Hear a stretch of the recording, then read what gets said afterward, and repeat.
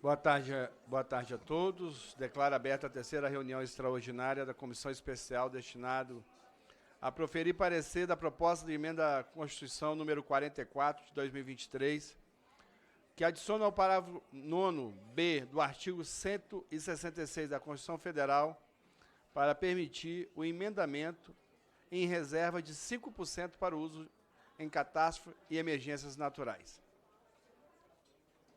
Encontre-se à disposição na página da comissão, na internet, a ata da segunda reunião realizada no dia 15 de maio de 2024. Fica dispensada a sua leitura nos termos do ato da mesa número 123 de 2020, não havendo quem queira retificá-la. Em votação a ata. Os deputados e as deputadas que aprovam permaneçam como se encontram. Aprovado. Quero agradecer aos parlamentares presentes, Danilo Forte, Silvia, Marcelo, Mongás, agradeço a participação de todos. Expediente, informo que a sinopse do expediente recebido encontra-se à disposição na página da comissão na internet. Comunico que o prazo de 10 sessões para apresentação de emendas encontra-se aberto desde o dia 9 de maio e já foram transcorridas 4 sessões. Esclareço que na ordem do dia de hoje está prevista a realização de audiência pública, bem como a deliberação de requerimentos, que realizaremos tão logo seja atingido o quórum regimental de deliberação. Audiência pública. Daremos início agora à audiência pública convocada em razão da aprovação dos requerimentos número 4, de autoria dos deputados Gilson Daniel e Bibo Nunes. E número 6, do deputado Gilson Daniel. Os convidados. Gostaria de primeiro agradecer a presença de todos os convidados e convidar para tomar assento aqui à mesa. Leandro Freitas Couto, secretário adjunto da Secretaria de Acompanhamento Governamental da Secretaria de Relações Institucionais da Presidência da República.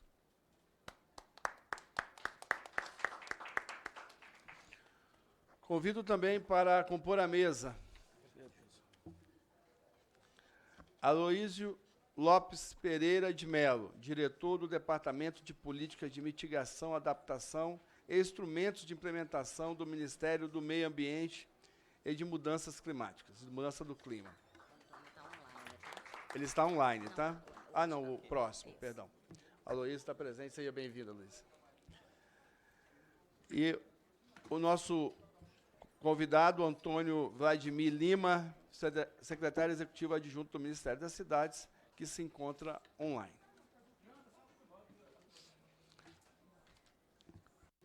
Para melhor andamento dos nossos trabalhos nessa audiência pública, esclareço que adotaremos os seguintes procedimentos.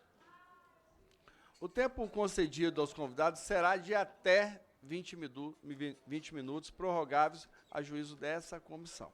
Então, nós teremos o painel com os 20 minutos para que o palestrante possa acompanhar o seu tempo. O relator será o primeiro a usar a palavra para interpelar os oradores. Cada membro inscrito pelo sistema Infoleg terão 3 minutos, os membros. Os demais deputados que estiverem presentes também poderão usar a palavra fazendo a inscrição pelo Infoleg com prazo até de 3 minutos. Iniciamos as exposições dessa audiência pública, mais uma vez agradecendo os deputados aqui presentes. Passo a palavra agora para até 20 minutos para Leandro Freitas Couto, que aqui representa o ministro, né, que é hoje aqui como secretário adjunto da Secretaria de Acompanhamento Governamental, da Secretaria de Relações Institucionais da Presidência da República. Ministério esse importante para o diálogo das nossas emendas, que será o ponto importante. Deputado Gilson, permite só uma saudação, não é uma intervenção, apenas fazer o registro, parabenizar pelo seu trabalho, pela sua proposição, pela compreensão também da representação, com certeza os representantes dos ministérios vão trazer todas as informações que são necessárias aqui. Eu só quero me justificar antecipadamente que eu vou ter uma reunião com o ministro Camilo e o ministro Padilha lá no Palácio, então eu vou ouvir uma parte só e depois eu vou precisar sair, mas eu quero retornar, ainda há tempo, e convidar, como já fiz para Vossa Excelência, sobre as questões das catástrofes climáticas, que é a PEC que nós estamos tratando aqui, para termos mais recursos para elas. Eu estou apresentando uma frente parlamentar em defesa das bacias hidrográficas, porque elas são o lugar, com os comitês, com os planos das bacias, para a gente ter esse assunto sempre presente para os planos de reconversão, de proteção, né, que a gente precisa fazer. Então, apenas queria, como eu já lhe convidei pessoalmente, convidar também os colegas parlamentares que, se puderem aderir à nossa frente, eu vou disponibilizar, né, a inscrição, o mandato já está mandando para todas as secretarias, para todos os secretários dos gabinetes, para poderem colaborar conosco nesse debate que precisa, como esta comissão, ter continuidade sempre das boas políticas para a nossa, digamos assim, para o país equilibrado, vamos dizer assim, ambientalmente, para não ter tantos sufocos como nós estamos vivendo, infelizmente, agora no estado do Rio Grande do Sul. Então, parabéns e obrigado. Agradeço, deputado Bongás. Então, passa a palavra para Leandro Freitas Couto.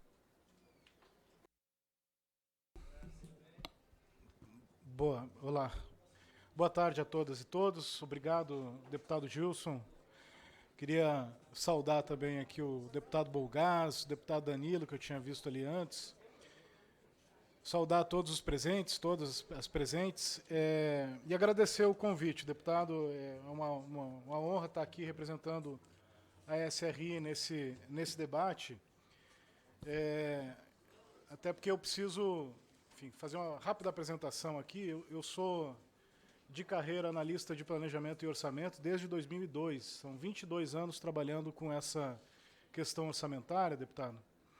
Os últimos 6 anos eu tinha passado no IPEA, estudando governança orçamentária. A gente fez um grande estudo com vários técnicos desta casa, inclusive, alguns acadêmicos, representantes, inclusive, da Instituição Fiscal Independente. Estudo robusto que mostra, ou que mostrava, primeiro, a instabilidade das regras orçamentárias no Brasil. E esse é um ponto que a gente tem que ter um pouco de atenção, né? Mas, principalmente, o emaranhado de regras orçamentárias que regem o regime de governança orçamentária no Brasil, que tornam a gestão do orçamento uma tarefa bastante complexa. E a segunda questão, segundo elemento que eu faço questão de trazer para essa apresentação, deputado Gilson, é que eu venho também como deputado Bongás lá do Rio Grande do Sul. Então, fui nascido em Tupã-Siretã, criado em Ijuí, família lá de Encruzilhada, de Cachoeira. Então, isso me toca muito e fico muito regozijado de poder ajudar, de alguma forma, os nossos irmãos gaúchos, deputado. E eu acho que queria saudar, principalmente, essa iniciativa, então, dessa comissão especial, porque traz a possibilidade da gente aperfeiçoar ainda mais a governança orçamentária do país, né? Entendendo que a gente tem nas emendas parlamentares, ou soube utilizar nesse início desse processo de ajuda, deputado, e de reconstrução, ficou evidente que o governo federal, o poder executivo, trabalhando junto com o poder legislativo, a gente potencializa o alcance e os efeitos das emendas parlamentares, de modo que a gente conseguiu, com o apoio do Congresso, com o apoio da bancada gaúcha, já mobilizar mais de 735 milhões de reais, deputado Pompeu, para o Rio Grande do Sul em emendas parlamentares. Então, nós conseguimos criar um rito célere de execução das emendas orçamentárias para o Estado do Rio Grande do Sul. Obviamente que a maioria desses recursos na área da saúde, né?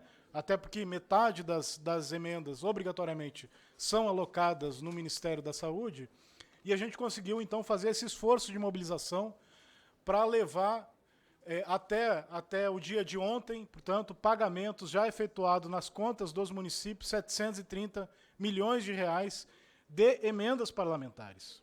Então, eu faço questão de reforçar isso, deputado Pompeu, porque às vezes tem um certo receio, ojeriza com relação às emendas, e a gente mostra, nesse movimento conjunto, Poder Executivo e Poder Legislativo, que as emendas podem ser, sim, um elemento importante para enfrentar situações como essa que nós estamos enfrentando no Rio Grande do Sul.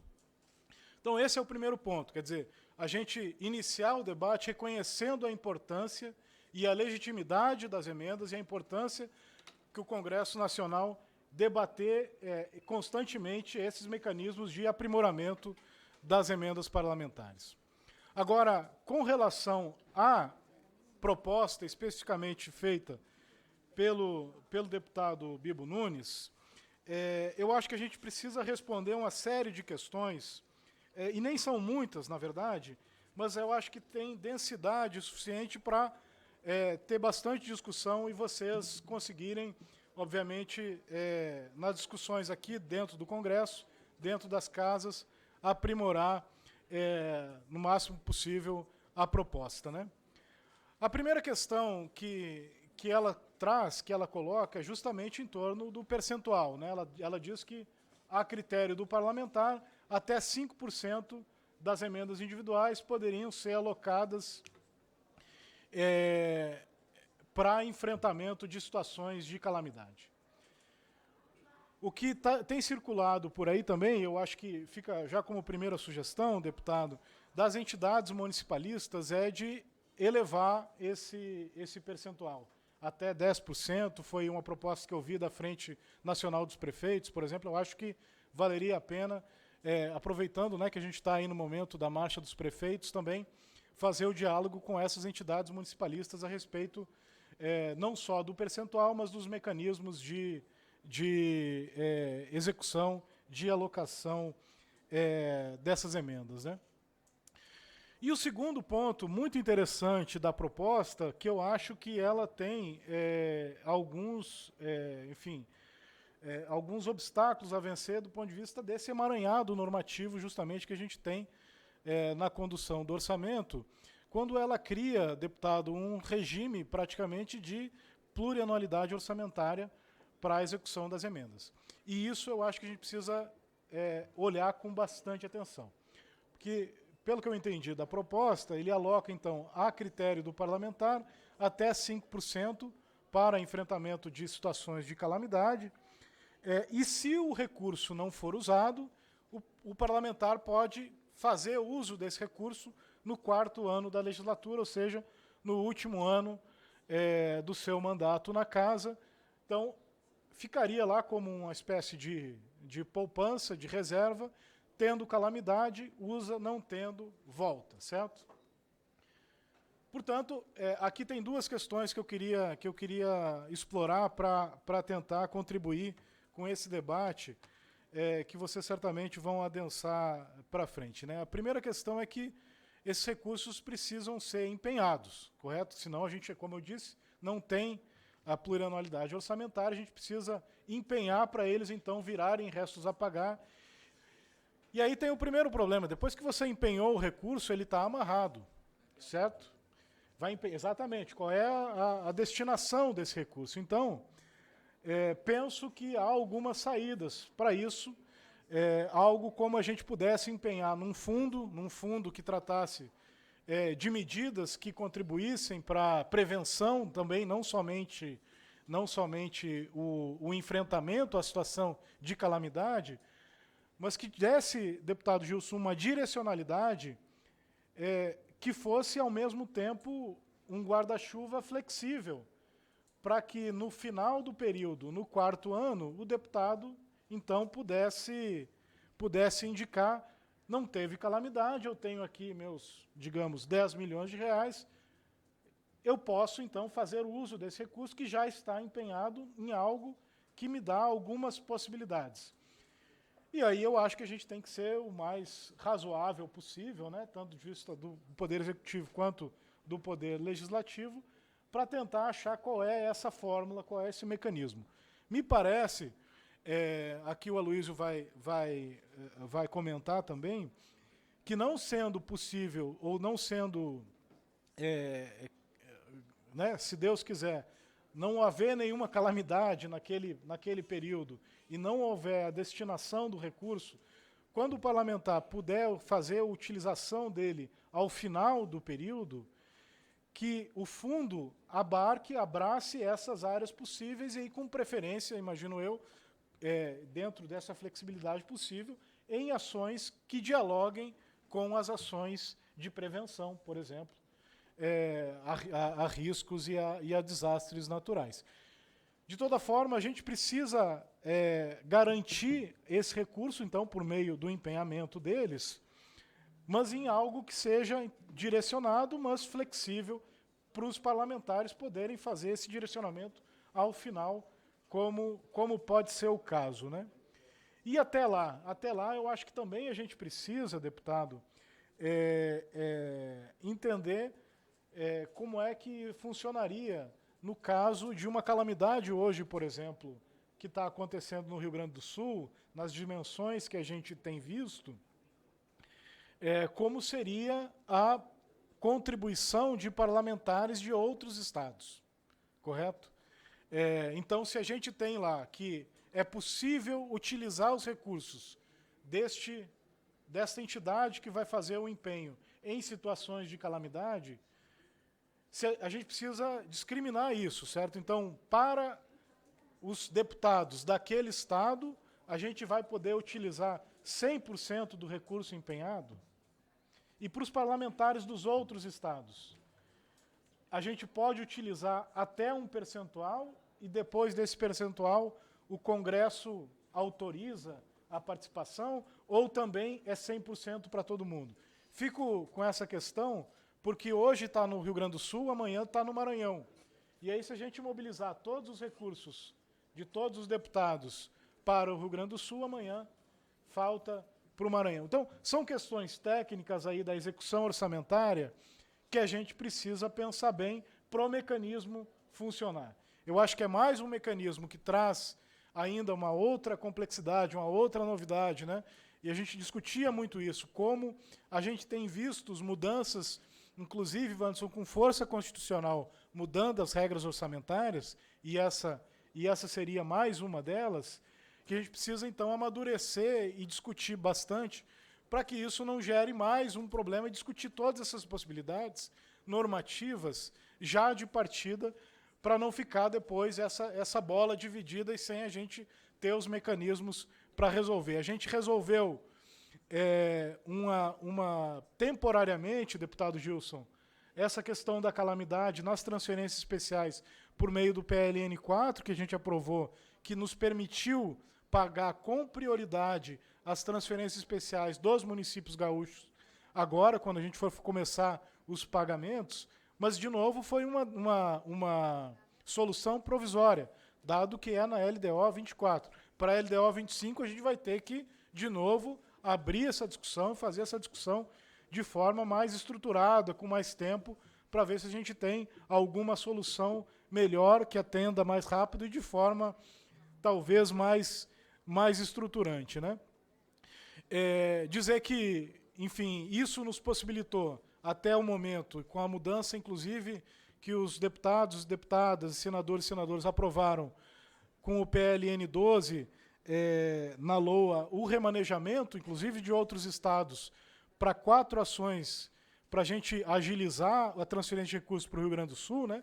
2 ações de custeio na saúde, ação na defesa civil e também ação na assistência social, e esse remanejamento está acontecendo, então a gente tem bastante expectativa de poder direcionar mais recursos, mas com os recursos que a gente tem hoje, das emendas já pagas, 730 milhões, e com os recursos das transferências especiais que a gente conseguiu dar prioridade, a gente tem expectativa, portanto, de chegar a 1 bilhão e 200 milhões de reais já no início de junho, que a gente conseguiu direcionar, tanto pelo esforço do Executivo, mas reforço principalmente pelo apoio e pela parceria que a gente teve do Congresso Nacional, e quero fazer aqui menção especial à bancada gaúcha, que nos ajudou nesse processo. 1,2 bilhão de reais de forma imediata em emendas parlamentares, um esforço conjunto para o Estado do Rio Grande do Sul. E aí a gente precisa entender o volume disso, né? Porque, de fato, para atenção e tratamento da calamidade, o governo tem os instrumentos e mobiliza recursos com crédito extraordinário, mas sempre e qualquer outra ajuda e apoio nessa parceria entre Congresso e Poder Executivo, eu acho que fortalece, que potencializa os ganhos tanto do governo federal para a mobilização de recursos, os ganhos tanto do parlamento, aqui em especial da bancada gaúcha, mas não só, acho que o parlamento todo se mostrou de forma positiva e protagonista no enfrentamento da situação de calamidade do Rio Grande do Sul, mas ganha principalmente o povo gaúcho, nesse caso específico, e a população do Brasil, em termos gerais, se a gente avançar com uma proposta como essa. Ou seja, proposta, entendo, que é uma discussão bem-vinda, que deve ser feita de forma bastante equilibrada e tranquila, para a gente avançar com esses detalhes da execução, que parecem detalhes pequenos, mas na hora da operacionalização podem se transformar numa grande dor de cabeça, deputado Gilson, que a gente precisa já de partida pensar nelas para que ela saia normativa de forma que atenda melhor os deputados, o governo, os senadores e, principalmente, a população que vai ser a maior beneficiada com esses recursos, chegando de forma mais ágil quando ocorre, infelizmente, esse tipo de situação de calamidade.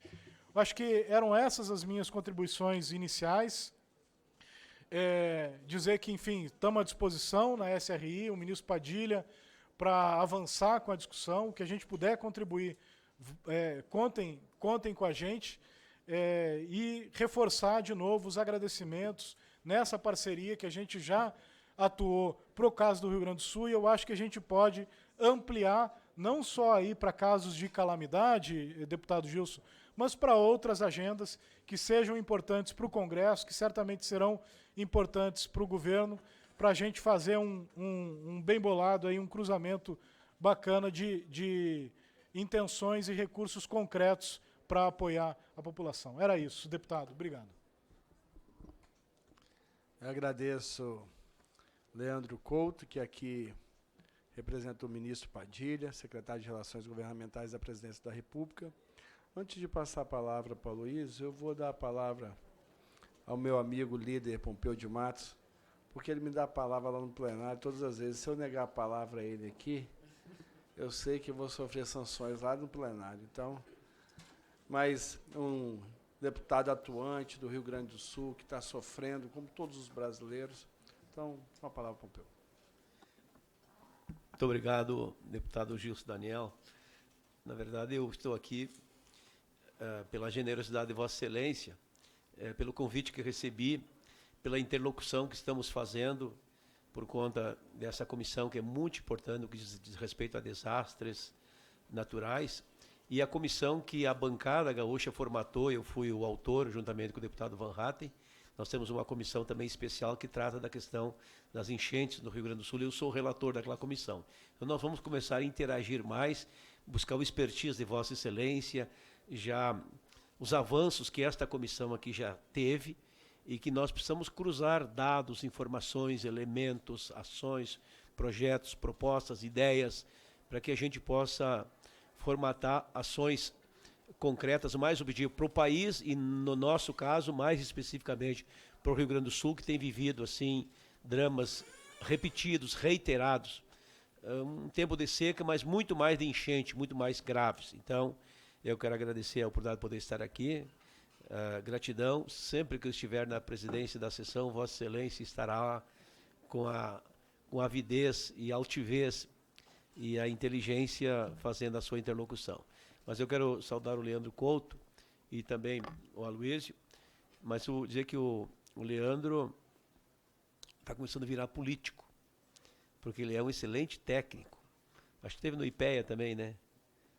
Já me lembro de outras andanças, e tem uma capacidade enorme de compreensão, de leitura daquilo que está acontecendo, e é preciso de gente desta qualificação para fazer a interlocução necessária com o campo político, para que a gente possa ver as demandas atendidas e a repercussão disso lá na base. Por isso, essa ação do governo que diz respeito à relação do Parlamento Federal, especialmente com a bancada gaúcha, foi de excelência. E a gente precisa conhecer, reconhecer, valorizar, respeitar e declarar. E com isso, prefeitos, prefeitas, os municípios, na sua essência como um todo, receberam recursos bem expressivos. Não necessariamente esses recursos serão aplicados nas cheias, mas é dinheiro que chega na veia, né, que facilita o município a ter muitas outras interações. E diante de uma crise plural e coletiva que o Rio Grande está vivendo, afinal são 46 municípios em calamidade e outros 420, 430 em emergência, dá a dimensão, porque nós somos 497 municípios, tem aí 30, 40 municípios, não mais que isso, que não foram atingidos por um ou outro evento. Então eu quero fazer essa saudação, dizer que temos muitas demandas no Rio Grande, nós vamos ter que avaliar, nosso honrado presidente Gilson Daniel, examinar muito essa questão, no nosso caso, no Rio Grande, das bacias hidrográficas. Se nós não focarmos no que é uma bacia hidrográfica, ou seja, onde começa, por onde anda, por onde passa, para onde vai, onde desemboca, onde termina, nós não vamos compreender. Essa logística tem que ter. E eu tenho ela muito clara, porque, obviamente, lá no caso do Rio Grande começa na serra, da serra ela faz a avalanche, leva terra, ar, mar, leva o que tem pela frente. Aliás, leva terra, árvore, não mar, leva árvores pela frente, vão deslizando, e aí desce para os vales, e nos vales desce para o rio Guaíba, para o lago Guaíba, dali para a Lagoa dos Patos, enfim, e toda essa situação, ela tende a se repetir, especialmente agora. Eu falava com o prefeito, e esse é um simbolismo, e eu vou deixar registrado isso, a cidade chamada Maquiné, é uma cidade bem no pé do morro, ali na área do litoral, na cidade de Osório, emancipou de Osório, Maquiné, e eu já fui lá, cada chuva que dá é um enchente de Maquiné. E tem um rio muito forte, que desce muito rápido por conta que ele é no pé do morro. Então empurra terra, empurra sedimento, empurra pedra, o que vem, vem. O rio tinha 3 metros, hoje não tem 1. Tem 2 metros de sedimento. E é um rio curto. Entre o pé da serra e onde ele deságua na lagoa, ali na lagoa, que forma toda essa região do litoral norte do Rio Grande do Sul, próximo a Osório, Tramandaí, Capão da Canoa, enfim, Torres, ele tem 17 quilômetros. Mas são 17 quilômetros de um rio de 80, 100 metros de largura, talvez pouco mais, pouco menos, e tem 2 metros de sedimento. E agora qualquer chuva alaga o rio. Qualquer chuva. Não é mais a chuvarada. Não são lá 80, 100, 200 milímetros. Não, com 50 milímetros. Por quê? Porque o rio não tem calha. O rio não tem vazão. Não tem lastro. Acabou. Então, eu estou dando um exemplo. E este exemplo de Maquiné, que talvez seja o mais emblemático, porque ele é muito específico, numa região muito curta, bem curta, mas de uma grandeza imensa. Isso transporte para todos os outros rios, e tem essa realidade em todos os demais rios. Se nós não cuidarmos das bacias, nós não vamos chegar a lugar nenhum. Precisamos olhar a bacia de maneira plural, de maneira coletiva. E aí eu concluo, então, agradecendo, dizendo que nós vamos trabalhar junto, vamos juntar as nossas forças, o expertise, a experiência, o conhecimento, as informações, o acúmulo de dados que uma comissão tem com a outra comissão possa vir a ter, e como relator das enchentes no Rio Grande do Sul, eu vou precisar muito do seu conhecimento, do seu apoio e da parceria. Porquanto, agradeço, muito obrigado pela generosidade. Agradeço Presidente. a participação. Presidente, deputado Marcelo, primeiro, uma satisfação poder ouvir sempre o nosso professor aqui, Pompeu de Matos, meu colega do estado do Rio Grande do Sul, mas só saber da dinâmica da audiência pública. Nós vamos ouvir primeiro os convidados, para depois as manifestações dos deputados, porque daí eu já queria me inscrever em algum período que eu pudesse falar para poder depois Marcelo, me ausentar. já está escrito, tá? Ok. Eu abrir para o nosso líder, porque o Pompeu está sempre presidindo a sessão, então. Mas a gente vai continuar na dinâmica que nós iniciamos, né, ouvindo os nossos palestrantes. Então, vou passar a palavra agora. Já ouvimos aqui o o Leandro Couto, e agora vamos ouvir o Aloísio Lopes Melo, que representa aqui o Ministério do Meio Ambiente e da Mudança do Clima. Muito boa tarde a todas e todos. Boa tarde, deputado Gilson Daniel. Parabéns pela relatoria e pela iniciativa de fazer o debate, promover o debate público sobre esse tema e essa iniciativa tão relevante. Boa tarde aos senhores parlamentares presentes, aos demais participantes dessa audiência, meu colega Leandro, também meu colega do Ministério das Cidades, secretário adjunto Antônio Vladimir. Eu vou colocar aqui a nossa visão, perspectiva sobre a temática e sobre como a iniciativa contribui para esse tema e tentar agregar alguns elementos para esse importante debate. Primeiro é isso, é importante frisar que, diante da magnitude do desastre que nós todos vivenciamos e que a população do Rio Grande do Sul viveu tão duramente, né, a necessidade que a gente seja capaz de inovar nos nossos mecanismos orçamentários, institucionais, para fazer frente a essa nova realidade. Mas é importante também a gente ver o quanto esse evento mostrou que temos, sim, a capacidade de ação rápida e conjunta entre Poder Legislativo e Poder Executivo, na interlocução entre os níveis de governo, federal, estadual e municipal, e da mobilização da sociedade, né, que a gente viu e que, para mim, pelo menos foi muito tocante ver o quanto a população aqui em Brasília, no Brasil todo, se mobilizou prontamente para apoiar no que estava ao seu alcance para essa situação, para fazer frente a essa dura situação.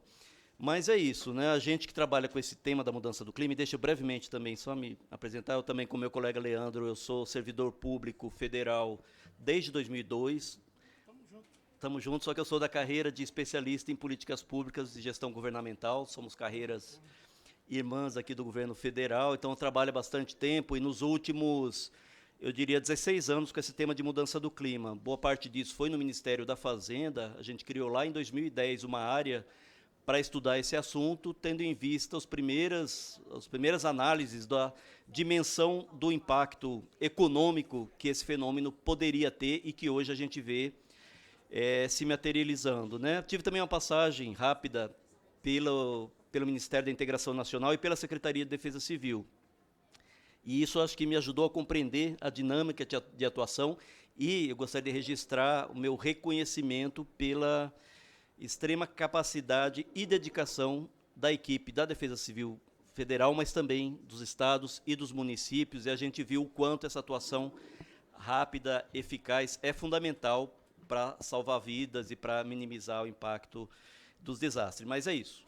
O que eu aprendi nesse tempo é que mudança do clima é um processo de longo prazo que está em andamento, está ocorrendo. A gente lá, por conta do Comitê Interministerial, a gente está coordenando no governo federal a revisão da nossa estratégia, do plano clima. Tem uma dimensão que é sobre como se adaptar à mudança do clima. A gente tem 15 planos setoriais em andamento. E na fase do diagnóstico, o INPE, o Instituto de Pesquisas Espaciais, consolidou dados e nos mostrou de uma forma muito clara que mudança do clima ela já está ocorrendo, que quando a gente analisa séries de dados de eventos climáticos dos últimos 60 anos, década a década, a gente vê que a última década, né, até 2010, 2011, 2020, já mostra que o nosso clima no Brasil já está diferente em relação a 5, 6 décadas atrás. Nós temos picos de temperatura, ondas de calor mais longas e com temperaturas mais altas ocorrendo em diversas regiões do país. Temos eventos de seca, né, de falta de água mais intensos em determinadas regiões. E temos esses extremos de precipitação que a gente viu não só no Rio Grande do Sul, mas ocorrer em várias outras regiões do país. Ou seja, esse fenômeno em que a chuva ocorre de forma mais intensa, concentrada e com um potencial de dano muito maior. Então, essa é uma realidade com a qual a gente está se deparando agora e com a qual a gente vai conviver, infelizmente, pelo próximo período, pelos próximos anos, porque, como falei, é um processo de longo prazo de concentração dos gases na atmosfera, que o que a gente fala, esses efeitos foram contratados já há vários anos, na medida em que continuou aumentando a concentração dos gases, e a atmosfera vai continuar respondendo a isso no próximo período. Mas só para dizer que a gente tem que se preparar, e a nossa dura realidade é que a gente constata, não é só o Brasil, não, o mundo não está preparado para gerenciar esse novo funcionamento de um clima que é mais intenso, mais agudo, mais extremo em várias situações. Então, governo federal, estados, municípios, estamos todos que reconhecer que a gente tem que se preparar.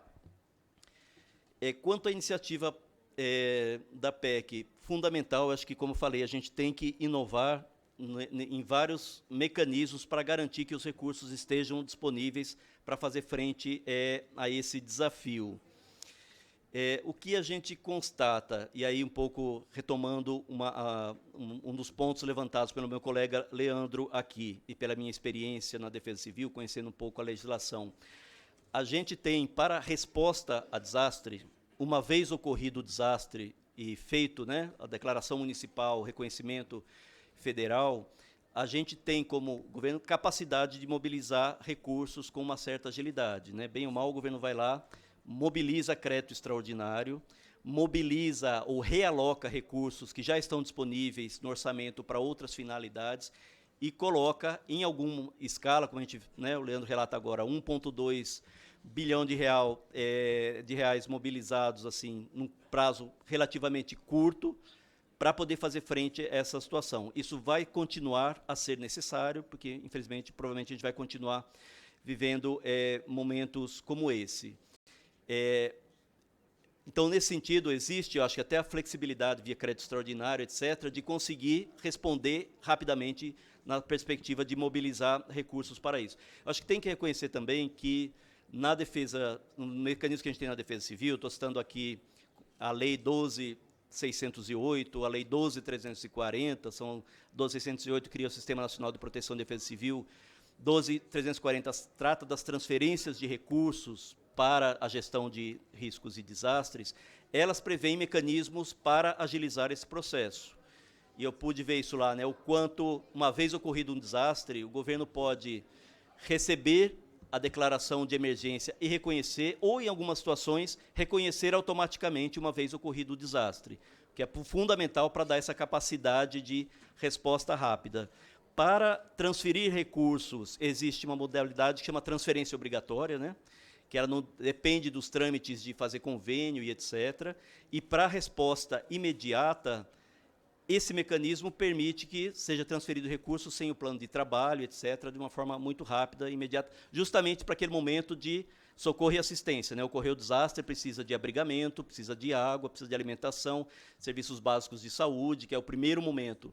Tem um segundo momento, que é o do restabelecimento de serviços, tem um terceiro momento mais longo, que é o da reconstrução. Para todos esses, existe esse mecanismo da transferência obrigatória como uma forma de mobilizar recursos. Então, é importante a gente saber que existe esse mecanismo e que a gente pode, eventualmente, melhorá-los e aprimorar. Agora, a nossa experiência e o nosso olhar, a gente, como Ministério do Meio Ambiente, a gente está olhando para esse problema de forma, né, estrutural, de longo prazo, da mudança do clima. Temos uma lacuna na nossa capacidade de atuação, na nossa legislação, no nosso mecanismo orçamentário. Nós não somos capazes de fazer os investimentos necessários para evitar desastres, para a prevenção. Não temos capacidade na escala, na dimensão e na agilidade que esse contexto requer. Para fazer esses investimentos em prevenção, né, na gestão de riscos de desastre, tem 3 etapas. Né? Primeiro, você deve evitar criar novos riscos, construir infraestrutura no lugar errado, habitação no lugar errado, tem que fazer os investimentos corretos. Segundo, tem que mitigar a infraestrutura que está sob risco. Infelizmente, tem expansão habitacional onde não deveria, constrói-se, né, infraestrutura olhando para o nosso passado, só que, infelizmente, a mudança do clima mostra que os eventos não são mais como no passado, a gente ainda não está dimensionando nosso investimento. Então, a gente deveria mitigar os riscos que existem, porque a nossa infraestrutura hoje não é suficiente, e sim, a gente tem que ser capaz de se preparar diante da iminência de um desastre, né? E ajudar que os municípios tenham condição da fase de preparação, que é ter sistema de alerta, saber que a população estar orientada para como proceder diante do sistema de alerta, ter condição de fazer desentupimento das vias de escoamento e etc., ter uma sistemática de orientar os cidadãos como proceder diante de um alerta, qual é uma rota de saída, qual é o ponto de apoio e etc. Então, toda essa etapa da preparação para o desastre também, infelizmente, a gente ainda não consegue, e a maioria dos municípios não está preparado para isso. Eu estou alertando isso porque eu diria que minha leitura, e a partir das nossas discussões internas, essa PEC é fundamental, ela gera capacidade de mobilizar mais recursos uma vez ocorrido desastres, mas deveria ter a flexibilidade suficiente para ser capaz de mobilizar os recursos necessários para a fase de prevenção, para o que evita que se percam vidas, se perca o patrimônio das famílias, se danifique a infraestrutura pública, se gere dano às atividades econômicas, como a gente tem visto. Esse, eu acho que é uma lacuna para a qual todos, instituições, poderes, deveríamos olhar. E aí, deputado, acho que nossa sugestão é pensar em como, nesse mecanismo, seria possível também garantir que recursos sejam destinados para essa fase de prevenção. Como eu falei, né, a gente tem um conjunto de procedimentos para o pós-desastre, por essas leis, etc., mas a gente não tem um conjunto de mecanismos para atuar preventivamente no que a gente e a ministra Marina tem chamado do enfrentamento da emergência climática. A gente deveria ter uma caracterização na nossa legislação de que estamos vivendo um contexto que requer que as ações de prevenção sejam mais ágeis, em maior escala, e com a urgência necessária. Eu acho que é uma mensagem importante, uma contribuição que a gente faria para o debate sobre essa medida, na medida em que vai ser fundamental não só mais recursos para atenção a desastres, mas também mais recursos para que a gente permita aos municípios atuar preventivamente do ponto de vista de investimento estrutural, das ações não estruturais que são fundamentais para que todos possamos vivenciar esse novo contexto, essa nova realidade, de forma a minimizar os danos humanos, os danos econômicos, materiais que potencialmente podem ocorrer. Então, deixamos aqui essa sugestão e ficamos à disposição para poder dialogar mais sobre esse tema. Muito obrigado. Eu que agradeço, Aloysio, a sua participação. Eu queria registrar aqui a presença do nosso presidente Jorge.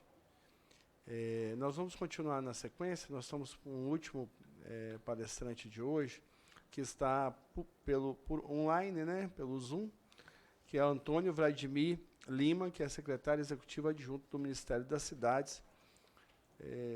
Queria ver se está me ouvindo, Vladimir? Estou sim, deputado. Sim. Então, passo a palavra para você, para falar um pouquinho sobre a PEC. Nós temos aí no Ministério das Cidades, a prevenção está no Ministério das Cidades, né? Então, quero te dar a palavra, mas que é importante falar um pouquinho sobre a prevenção também. Obrigado. Perfeito. Em primeiro lugar, parabenizar aí pela iniciativa, deputado Gilson, né? Cumprimentar o deputado, cumprimentar o presidente Jorge, de demais parlamentares presentes, então, os dois colegas aí, o Aloysio, do Ministério do Meio Ambiente, bem como o Leandro da SRI, que é importante parceiro aqui, né, Leandro, nas execuções das nossas diversas emendas aí, nessa parceria contínua aí com o Congresso Nacional, né? Parabenizar também a iniciativa de todo o Congresso aí, a discussão com o Parlamento, seja com a Câmara ou seja com o Senado, ela é sempre de grande valia, né? Ela ajuda a gente a avançar nas discussões das diversas políticas públicas sob gestão dos diversos órgãos. E importante, gente, assim, e trago aqui, pegando um pouco carona aí na última fala do Luiz e do nosso deputado Gilson Daniel, essa importante fala da prevenção, né? Nós temos o Ministério da Integração e Desenvolvimento Regional, que atua nessa fase de resposta, de reconstrução, aquela fase mais imediata para que a gente consiga restabelecer a normalidade nas cidades atingidas por essas catástrofes, esses eventos naturais. E temos o Ministério das Cidades, né? Ministério que o qual eu faço parte, no momento aqui como secretário executivo adjunto, mas sou servidor de carreira, analista de infraestrutura, estou aqui no Ministério há bastante tempo, desde 2009. Trabalhei muito tempo na SNH e passei também, né, em outras secretarias. E o que ocorre, né? O Ministério das Cidades, ele tem uma agenda muito importante, como bem disse o deputado, que é a agenda de prevenção de riscos a esses desastres, né? A gente tem duas importantes ações aqui, que são as ações de contenção de encostas e drenagem. A gente entende que assim, não adianta trabalhar só no pós-construção e na resposta, a gente tem que se antecipar a esses problemas.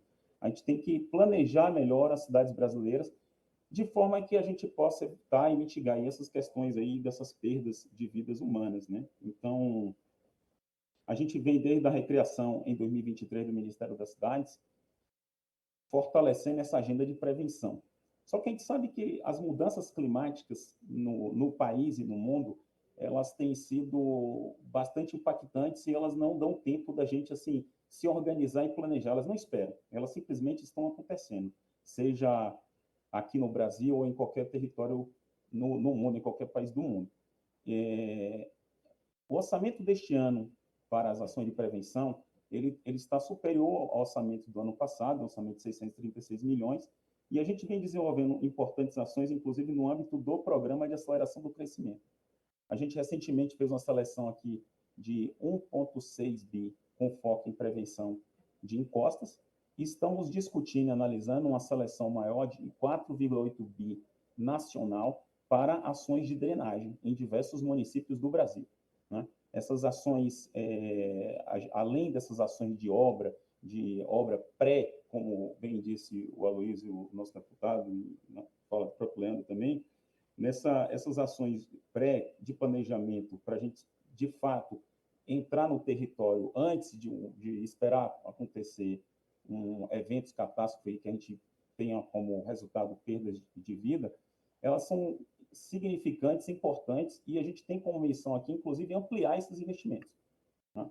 A nossa intenção é não ficar só nessa seleção do PAC e mais para frente a gente poder ter mais recursos para enfrentar essas situações. A gente bem sabe que as populações mais atingidas, mais afetadas por as diversas situações de desastre, essas calamidades, questão de enchente, questão de seca, são as famílias mais vulneráveis, né? São aquelas famílias de baixa renda, que ocupam geralmente territórios periféricos, área de riscos. Então, a gente tem cada vez mais amplificado e focado nossas ações nesse sentido.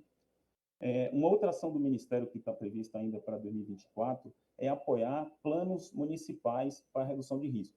Seria apoiar, por meio de recursos discricionários da pasta, ações para que a gente possa diagnosticar a situação de risco nas diversas cidades brasileiras. E a gente possa, com isso, ter um planejamento prévio de quais ações, obras e setores que a gente precisa adentrar, olhar com essa antecedência para cada vez mais a gente não ficar só na resposta do pós e da resposta, que é muito importante nesse momento, mas que eu acho que nós aqui, o governo federal, o Poder Executivo, junto com a Câmara e o Senado, a gente precisa amplificar essa discussão para que a gente tenha robustez nos investimentos antes, né, que é o investimento do planejamento, e os investimentos só posteriores de resposta, para cada vez mais a gente poder mitigar e se antecipar aos diversos problemas, seja questão de seca, enchente, questão de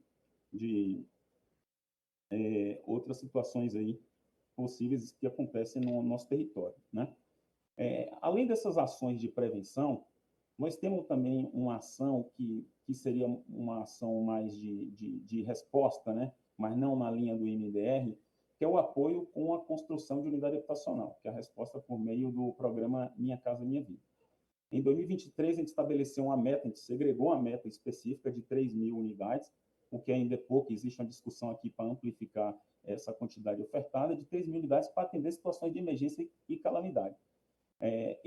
Iniciado o exercício, a gente tem aí uma seleção de 5.000, que já supera essa meta que a gente colocou de 3.000, então é nítido que precisa rever e discutir aí uma possibilidade de ampliar, e qualquer recurso é bem-vindo, seja ele um recurso discricionário do Ministério, seja ele um recurso via emenda impositiva, seja ele advindo de emenda de relator de comissão, de bancada, qualquer desses recursos, essas composições, elas ajudam a gente resolver esse problema, seja na fase de planejamento ou na pós.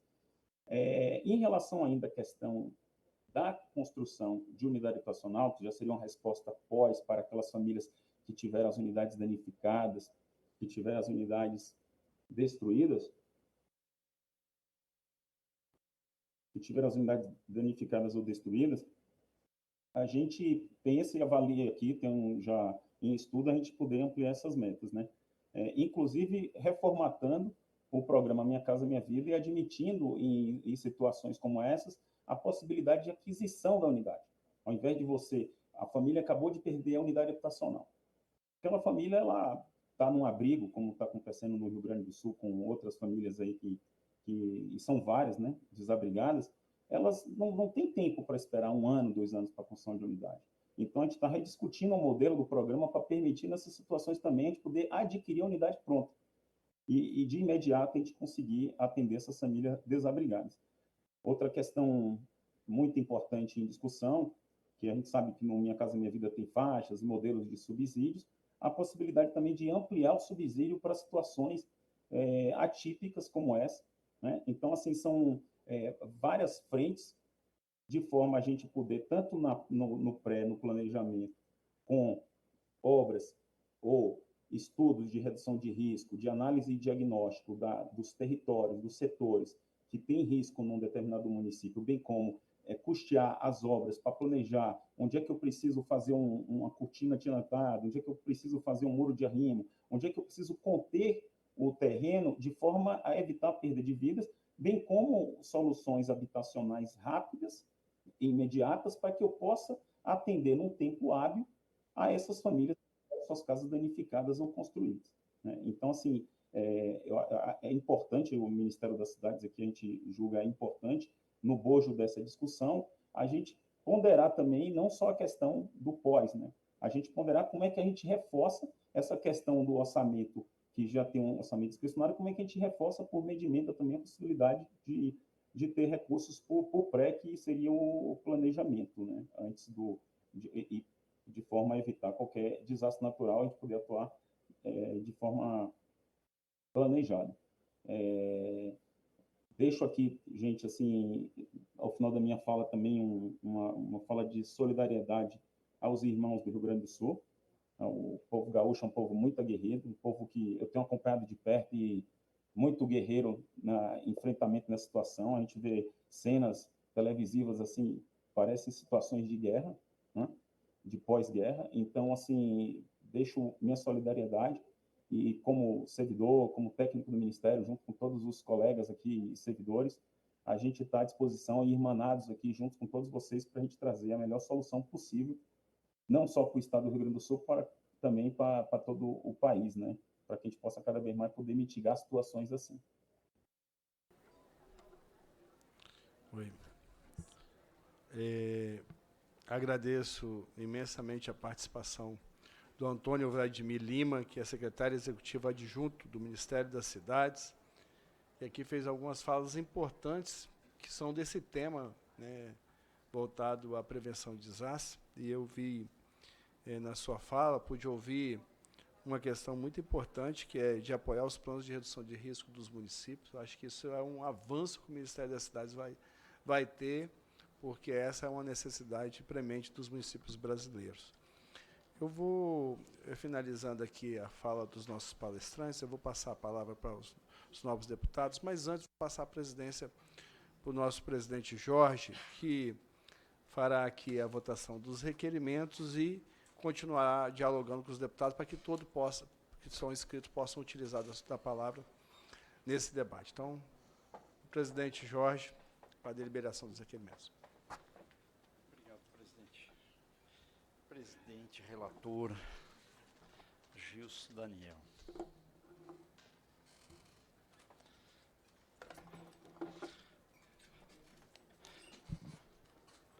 Uma boa tarde a Luiz, Leandro e o Antônio, né, que também acabou de trazer informações muito relevantes. Então, eu vou passar a palavra para o deputado que tinha pedido a palavra, deputado Marcelo Moraes.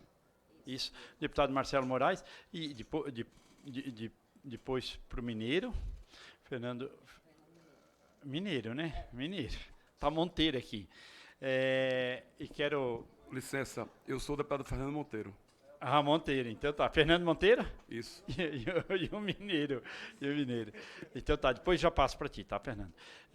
Eu quero só aproveitar também, fazer uma saudação especial pro sempre deputado deputado Coronel Armando, que está aqui, lá de Santa Catarina, que logo, logo vai estar aqui titular, porque é suplente e eu vou me licenciar, assim que puder, eu vou me licenciar, né, para o Coronel Armando, e não tem dúvida nenhuma que ele vai contribuir e muito, já está contribuindo comigo, porque ele foi secretário estadual, assim como você, Gilson, ele foi secretário da Defesa Civil, lá em Santa Catarina, no auge das enchentes o ano passado, né? Então, passo a palavra, então, para o Marcelo Moraes. Marcelo. Presidente, nós vivemos um momento muito difícil no estado do Rio Grande do Sul. Até hoje, nós temos um número de 157 óbitos, 461 municípios dos 497 em situação de emergência, 80 mil pessoas em abrigos, 540 mil pessoas desalojadas em casas de parentes, amigos e por aí vai, e mais de 2.300.000 gaúchos e gaúchas que foram afetadas por essa enchente. São casas que foram invadidas pela água, bairros inteiros que deixaram de existir. Se tu olhar hoje, só existe lá os escombros das casas. Agricultores que perderam toda a sua produção, empresas que perderam seu maquinário, perderam seu estoque. E, em meio a toda essa tragédia, é importante se dizer que o que tem mantido o Rio Grande do Sul de pé é o trabalho do voluntariado. Inclusive, existe uma frase que talvez seja mais falada hoje no Rio Grande do Sul. É o povo pelo povo. Por que eu estou dizendo isso? Nós estamos aqui discutindo algumas ações que podem viabilizar recursos para atender momentos como esse. E eu acredito que nós estamos aqui discutindo se o valor vai ser 5%, se vai ser 10%. E eu quero fazer só uma conta em relação ao Rio Grande do Sul. Se nós disponibilizarmos 5% do valor das emendas dos deputados para uma situação de crise como essa, nós vamos chegar num valor de 60 milhões de reais. Lá no Rio Grande do Sul, para reconstruir as estradas, a logística, tudo aquilo que foi destruído pela enchente, vai chegar na ordem de 100 bilhões de reais.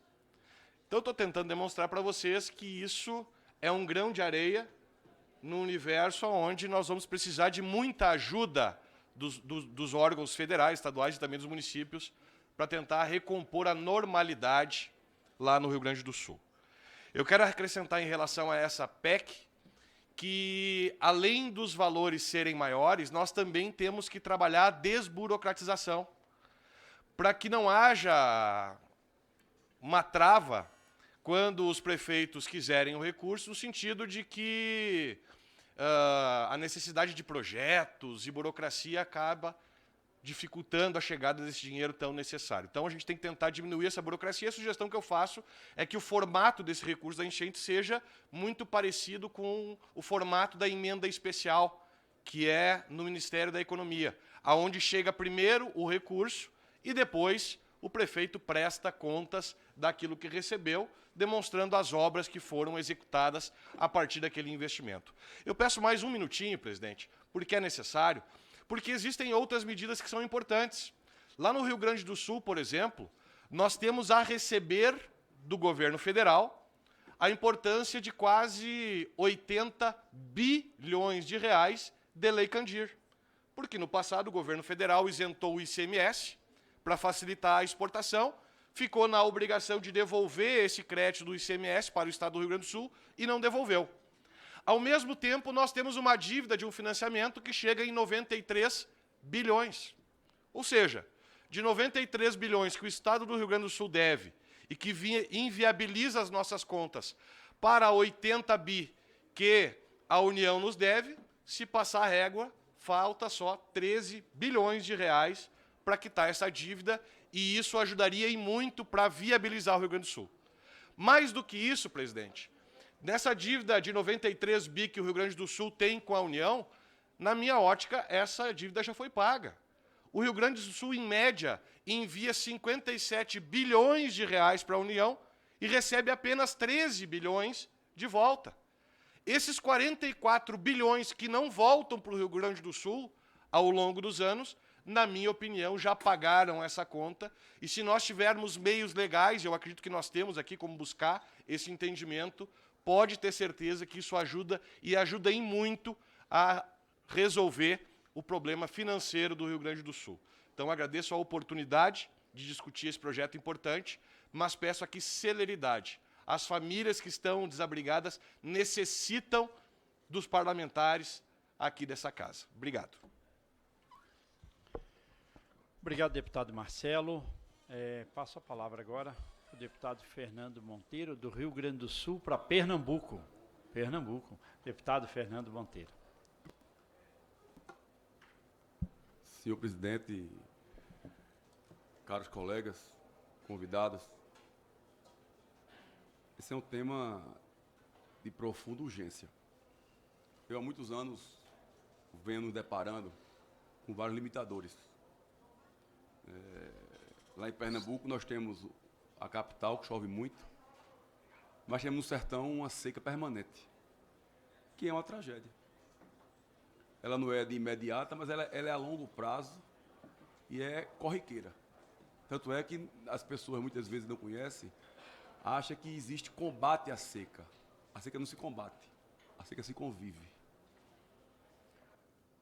E há muito tempo, e ao mesmo tempo, na capital, no Recife, ou na Grande Recife, na região metropolitana, nós temos constantes problemas com quantidade de chuva.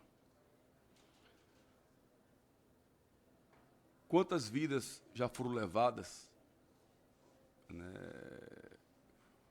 por conta da seca, e quantas vidas foram levadas por conta da chuva. E a gente precisa debater um pouco, né, a gente fica debatendo aqui valores, formas, mas a gente precisa debater um pouco, primeiro, a velocidade. Segundo, uma coisa que nós não vamos conseguir fazer no Congresso Nacional é conscientização. As pessoas têm que ter consciência na hora de construir, mas também os entes públicos têm que ter consciência na hora de conceder licença. Eu fico sempre imaginando, quando fala de saneamento básico, que é drenagem, água, esgoto e resíduo sólido. Lá atrás, tiraram a drenagem, colocaram no colo dos prefeitos. Tiraram o resíduo sólido e colocaram no colo dos prefeitos. E a água e o esgoto ficou nas companhias de água concedidas pelos municípios. Será que a gente não tem que fazer uma reflexão de voltar ao passado para poder ter o norte? Porque o maior problema, um dos maiores problemas da chuva, ou na catástrofe, é a drenagem. Você imaginar, presidente, que só o município de Teresina, no Piauí, custaria 8 bilhões para fazer uma drenagem. De onde vem esse dinheiro? As companhias privadas ou públicas, elas só faz a água e o esgoto. E a drenagem é do lado. Então, eu acho que o momento de hoje, ou dessa tragédia que tem levado vidas e sofrimento ao povo do Rio Grande do Sul, ele tem que servir de reflexão. Primeiro, entender e dividir na Constituição qual é a função do prefeito, do governador e do presidente da República. Não adianta nós legislarmos para ter um socorro, se lá na ponta, muitas vezes, são feitas obras em lugares proibidos. Quem fala aqui em bacia hidrográfica, em assorear rios, em construção de barragens, são coisas que, quando vem uma chuva forte, machuca, maltrata. Eu apresentei um projeto de lei que trata exatamente na questão da defesa civil. Você imaginar que tem uma ponte, que ela está para cair, mas a defesa civil só pode entrar se a ponte cair. Não pode fazer prevenção. Você imaginar, como tem lá na região metropolitana, os prédios caixão, que também tem no Rio Grande do Norte, estão caindo. 430 prédios caixão tem, abandonados ou não, estão caindo. Cada chuva cai 8, 7. E cadê a atuação do poder público? Quem é o responsável? O municipal, o estadual ou o federal? Então, a minha mensagem de hoje é que a gente reflita. Primeiro, as divisões de poderes. Segundo, como prevenir. Imaginar, presidente, que construir de um lado de um rio não assoreado, consequentemente, com muita chuva ou com média chuva, vai ter alagamento. Você imaginar que quando a água cai e bate no concreto ou no asfalto, ela não tem para onde correr. Nós temos uma cultura herdada dos passados, que toda a água que cai, quando o mar enche, ele tem os canais nas grandes cidades, beirada pelo mar. Quando o mar enche o canal. Não há comporta, não há bomba que tire essa água. Então, nós precisamos, e a frase é muito interessante, ter empatia. A gente tem que ter empatia em reformular, aprender a conviver com as catástrofes, que infelizmente vão vir, mas precisamos também entender que a lição do Rio Grande do Sul traz uma reflexão, que se nós não tivermos unidos e remando para o mesmo lado, nós vamos continuar remando, achando que o meio ambiente para o desenvolvimento é inimigo. Não é inimigo. O meio ambiente para o desenvolvimento ele é fundamental, entendendo que nós precisamos, na hora de votar projeto de lei, PECs, e colocar despesa para o município, entender se o município tem recurso para aquilo. Não adianta dizer, não, é obrigado a ter lixão, a ter acabar lixão e fazer aterros. Será que aquele município pode? Está na lei, tem que cumprir. Tira da saúde, tira da educação. Então, agradeço a oportunidade de poder falar. Quero contribuir de forma significativa para a gente poder ter um Brasil daqui para frente diferente. Infelizmente, nós temos que fazer uma grande reformulação geral, não é específica. E parabenizar, né, a iniciativa de todos, do relator, de todos que fazem, né, nessa comissão, um fórum de debate, e que os ministérios entendam que desenvolvimento e meio ambiente não são inimigos, são parceiros de um país seguro, que a gente possa minimizar as catástrofes. Embora não seja como é igual a seca, não existe combater a catástrofe, existe saber conviver com a catástrofe. Então, muito obrigado. Desculpe por exceder o tempo, presidente. Oi, Fernando Monteiro, obrigado pela sua contribuição. Você colocou, Fernando, uma coisa interessante, né? Que seca não se combate, seca se convive. E eu acho que com os eventos climáticos cada vez mais intenso e mais frequente, nós também, que sofremos mais, não com a seca, mas com as enchentes, nós temos que aprender a conviver com esse novo normal também, né? Com esse novo normal de enchentes constantemente, né? Então, passo a palavra agora de Pernambuco para Minas Gerais, Fernando... Não, primeiro eu vou... o Gilson Daniel? Relator. Fernando, eu vou falar na sua Gilson frente, Daniel, né? então tá. Mas a minha fala é breve, quero agradecer ao presidente. Você está aqui, o meu prefeito amigo Marcos Guerra, que está lá atrás. Grande prefeito, está aqui participando conosco, agradeço a sua presença. Só falar 3 itens importantes que eu ouvindo aqui o Leandro, o Aloysio, o Antônio, que nos ajuda, nos orienta para montar um texto final para essa PEC, que é uma PEC que eu julgo hoje na casa, a PEC mais importante da casa, e nós devemos ter esse texto concluso nos próximos dias, porque nós queremos vencer as 10 sessões e já termos com toda a participação dos parlamentares dessa comissão, ter já um texto prévio para discussão com o presidente Lira, com os membros dessa comissão, e que a gente possa ter um relatório para já ter a condição de ser pautado no plenário e a votação dessa PEC o mais rápido possível, até porque os estados estão esperando a resposta desse parlamento.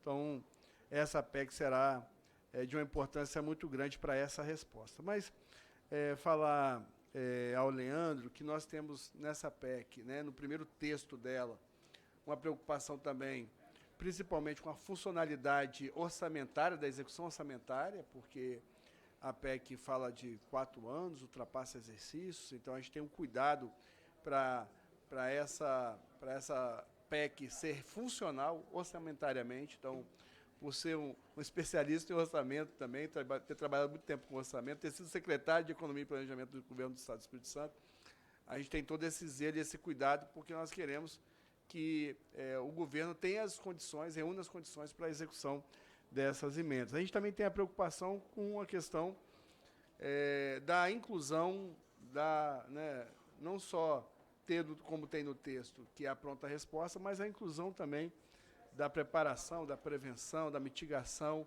porque no momento que acontecem os desastres, o governo chega com muita força. O governo federal tem chegado com muita força, com medidas provisórias, mas nós não chegamos com a mesma força na prevenção, na preparação, no pós-desastre. Então, esses recursos também dessa PEC, nós vamos trabalhar para que ela chegue principalmente onde falta recurso, porque na pronta resposta a gente tem uma atuação muito forte do governo.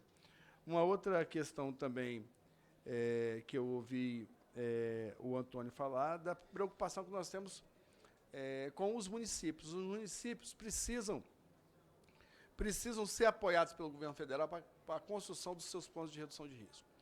Os municípios pequenos, como São Roque do Canaã, que está aqui, mas diversos municípios do Brasil, não têm condições financeiras de bancar um plano de redução de risco. E o governo federal precisa financiar os planos de redução de risco, e com esses recursos serão capazes de auxiliar, já que o secretário Antônio falou que o governo já está investindo nisso, mas a gente precisa avançar mais para chegar em todos os municípios da federação com os planos para a gente consiga identificar o que os recursos que nós vamos mandar para os municípios precisam ser aplicados para a prevenção de desastres. Por fim, senhor presidente, todas as contribuições para a formulação de um texto da PEC é importante dos parlamentares. A gente está recebendo diversas propostas de emenda, não posso nem falar emendas, porque as emendas precisam de uma assinatura mínima, uma quantidade de assinatura mínima.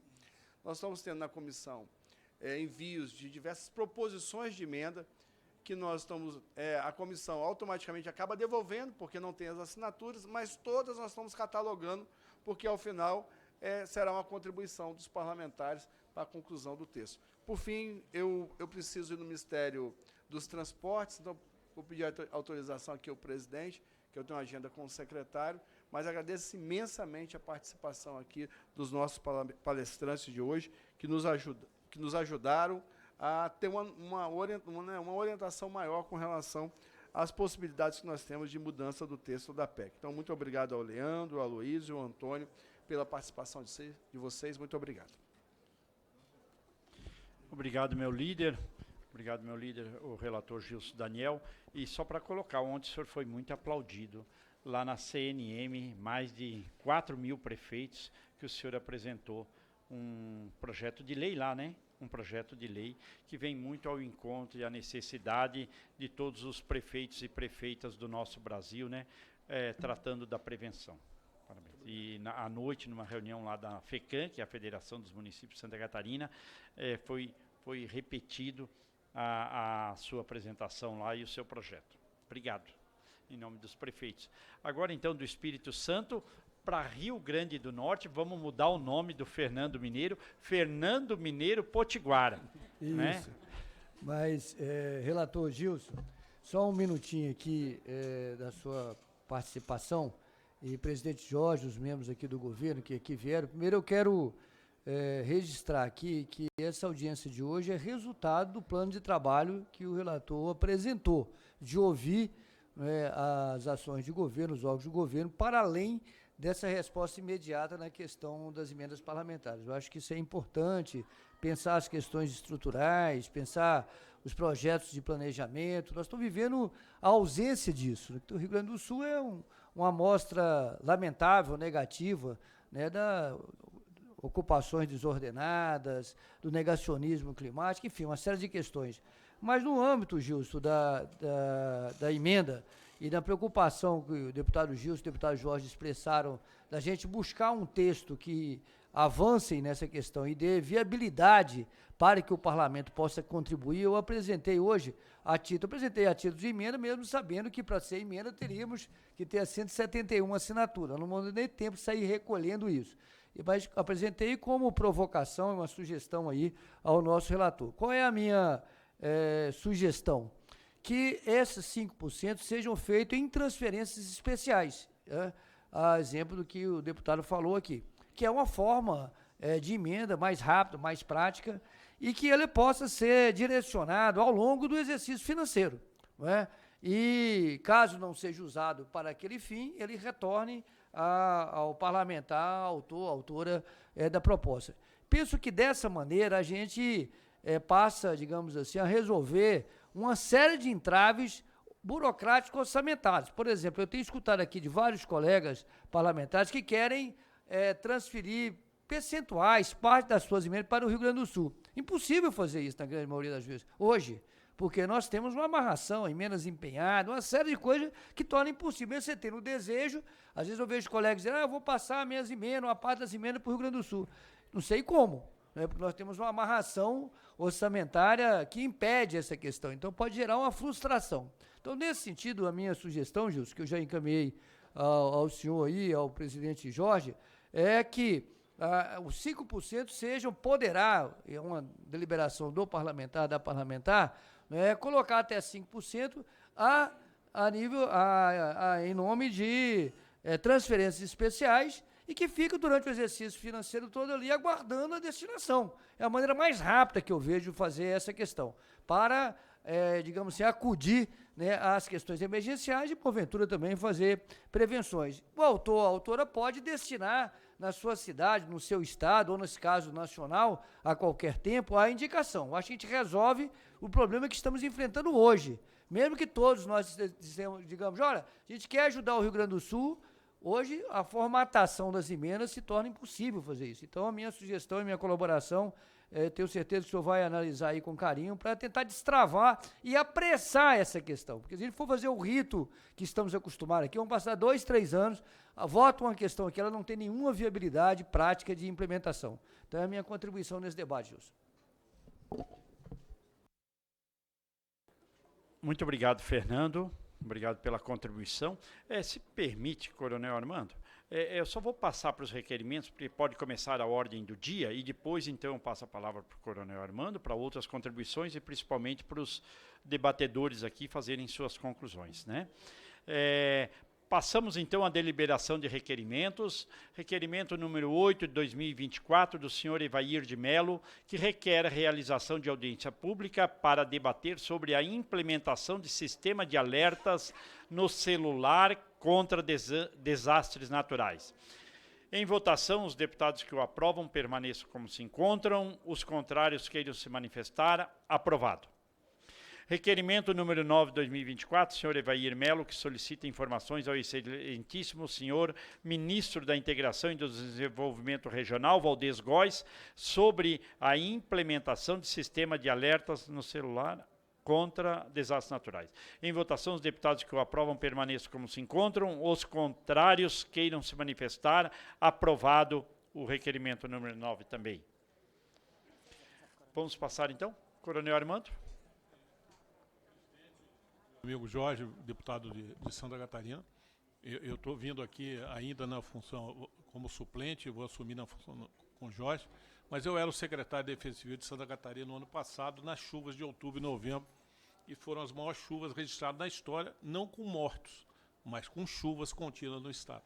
E a gente teve uma experiência de uma área que a gente atua pouco. Eu, como parlamentar, a última projeto de lei, quando eu sabia que ia ser secretário de Defesa Civil, foi um projeto de lei que obrigava os municípios a criarem o cargo de agente da Defesa Civil no município, porque muito município não tem nem recurso, nem tem um profissional nessa área, chega na hora do desastre, não tem. Esse projeto está tramitando.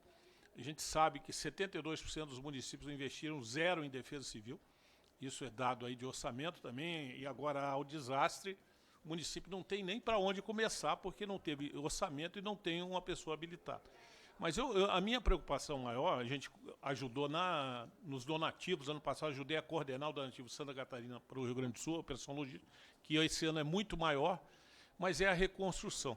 No estado de Santa Catarina, nós tínhamos, como deputado, como secretário, 12 municípios já com enchentes anteriores para entregar um pouquinho mais de 100 casas.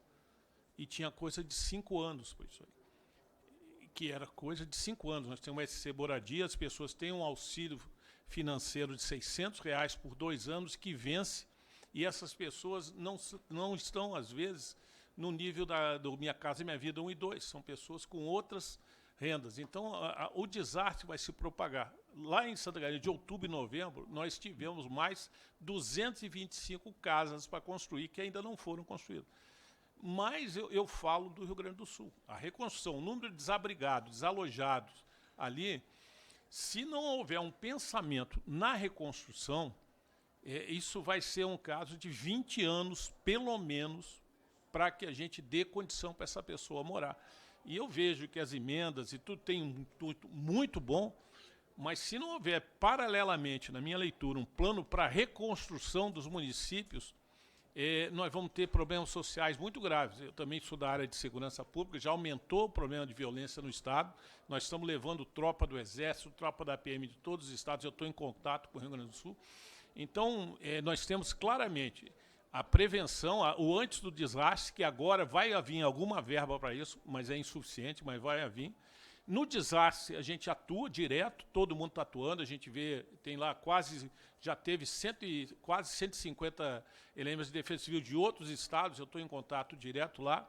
Hoje nós temos 83 de outros estados trabalhando lá, mas a reconstrução que não começou, ela vai exigir recursos também. Então eu sugeria, Jorge, se você pensasse em trabalhar com reconstrução num plano muito maior. Quando o governador do Rio Grande do Sul falou de plano Marshall, muita gente achou, está falando, mas pensar em casa para quase 2 milhões de pessoas. São pessoas aí desalojadas 500 mil e outros vão voltar que não tem lugar, desalojado, desabrigado. Eu digo pela experiência de Santa Catarina, que é um estado que é referência em defesa civil, nós temos dificuldade para realojar em 12 cidades, pouco mais de 100 casas. Agora tem mais de 225 do desastre.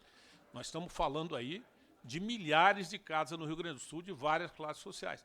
Então, se considerarem esse dado também, é importante que comece a se estudar com o Ministério da Infraestrutura, com o Ministério das Cidades. Eu também conheço os projetos, eu acompanhei muito o trabalho como secretário, e queria parabenizar o Ministério pelo que eu vi de preocupação, independente de ideologia, sempre vi a preocupação e tem uma placa. Desastre não tem ideologia, é isso que a gente tem que fazer, mas eu queria parabenizar, mas alertar, pela minha experiência em Santa Catarina, que a gente tem que dar uma atenção nessa reconstrução, que é muito grande e que o recurso não está sendo tratado aí ainda, está sendo tratado um pouco, mas lá em Santa Catarina, com pouco mais de 100 casas em 12 municípios, tinha 5 anos que a gente não conseguia voltar. E agora entraram mais 225 do ano passado. Então, é um dado, talvez, para pensar aqui, né, Jorge? Muito obrigado. Obrigado, Coronel Armando, deputado Coronel Armando. E importante essa sua contribuição e até pela sua experiência, né, na área aí. O senhor devia estar no meu lugar já aqui. Não. Né? Eu não sei se o Antônio está ali, o Antônio estava online. Não sei se o Antônio está, mas de qualquer forma, eu vou passar para as considerações finais, para o Leandro, para o Aloísio. O Antônio está? E Antônio também, se vocês quiserem fazer alguma consideração. Desde já agradecemos muito a contribuição de vocês, é de muita valia. E o deputado Fernando Monteiro colocou bem, quando ele fala que é importante, ele colocou a divisão de poderes, mas eu acho que é a soma de poderes, né, dos entes federados todos, e para uma contribuição para vocês, o Coronel Armando falou da Defesa Civil. A Defesa Civil de Santa Catarina, lá da cidade de Blumenau, tem 44 servidores. A Defesa Civil Nacional tem 40 servidores para atender 5.500 municípios. Então, isso, nas nossas comissões aqui, nessa e na outra comissão, a gente tem que corrigir e criar a carreira da Defesa Civil. Temos que ter, porque os prefeitos daí ficam na mendicância esperando a aprovação do plano de trabalho que eles mandam para a Defesa Civil, né, Coronel Armando? E demora, claro, por mais boa vontade que eles têm, são humanos. Agora imagina o trabalho que eles vão ter no Rio Grande do Sul.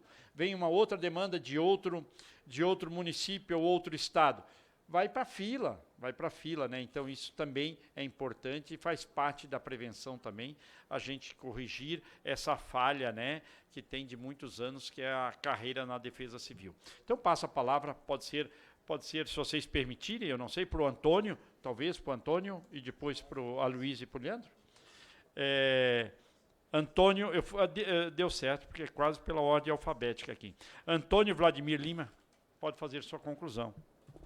Opa, tá bom, deputado. Obrigado. Sim. E, em primeiro lugar, agradecer aí imensamente a oportunidade de participar, né, de uma discussão tão importante para o nosso país, nesse primeiro momento, por conta da questão aí que assola o Rio Grande do Sul, mas, de certa forma, com a necessidade da gente ampliar, né, a gente ter uma ação mais estruturada aí para todo o país. Então, assim, é de suma importância essa discussão.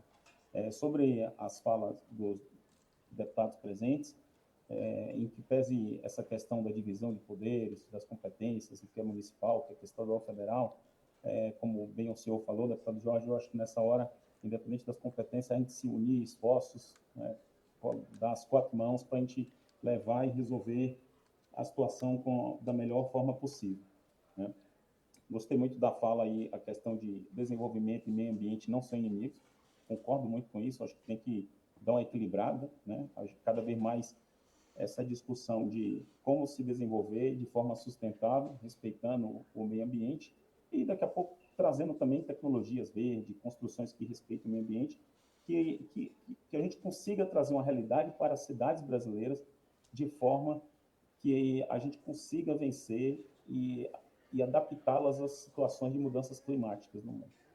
Então, requer de nós, Poder Executivo, Congresso Nacional, município, Estado, rever nossas políticas públicas para adequá-las à nova forma de agir, respeitando o meio ambiente e conseguindo esse equilíbrio meio ambiente e desenvolvimento.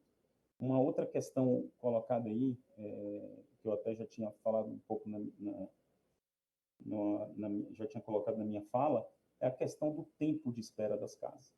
Essa questão de a família perdeu a casa, e aí às vezes fica 1 ano, 2 anos, 3 anos aguardando, e por isso que o Ministério da Cidade está com essa agenda de rever o programa e colocar a possibilidade também das aquisições de unidades, para que a gente consiga dar respostas mais rápidas frente àquelas diversas famílias que ficam aí muito tempo em abrigo, e a gente sabe bem aí o que não dá para esperar, né? Muitas dessas famílias a gente tem que ter solução mais rápida para que elas possam ter sua casa e recuperar a sua dignidade. Então, por fim, também essa questão, acho que desastre, independente de posições, de qualquer questões, eu acho que todos juntos, para a gente construir tanto a solução do que é melhor do ponto de vista de planejamento, quanto o que é melhor do ponto de vista de resposta, reconstrução, para que a gente possa cada vez mais vencer e conseguir transformar esses espaços urbanos, né? Como o Ministério das Cidades, o Ministério está sempre à disposição, como a gente sempre fala, o Ministério é um ministério para dialogar com os municípios brasileiros, com as cidades. As pessoas vivem em cidades, né? Então, por mais que o Ministério fique em Brasília, a nossa questão, o nosso problema urbano está na cidade. Então, cada vez mais a gente está discutindo a política de desenvolvimento urbano, seja na área de drenagem, de encosta, na questão de risco, na questão de prevenção, nas obras de saneamento, como é que a gente melhora e ajuda, inclusive, a cada vez mais a melhorar a capacidade operacional dos entes públicos aí, para que a gente possa executar de forma a contento aí as nossas políticas públicas. É isso aí, mais uma vez, agradecer em nome do nosso ministro Jade aqui, a todos presentes e aos que nos assistem também, e nos colocarmos à disposição da Câmara e do Senado no que for melhor para o país, para a gente construirmos juntos aí com vocês. Um abraço. Obrigado, Antônio. Um abraço para o ministro. Obrigado pela gentileza de trazer essas informações para nós. Passo agora, então, para o Aloysio Lopes Pereira de Mello, ao qual transmita meu agradecimento à ministra Marina, que eu estive lá esses dias, a convite dela até, nós conversando, e ela trouxe uma contribuição muito grande para a PEC, né, sugerindo que a gente pense aqui também, o deputado, nosso relator, já pensava nisso, né, em tratar do destino aqui para prevenção também, para prevenção, e até estamos aguardando também lá de vocês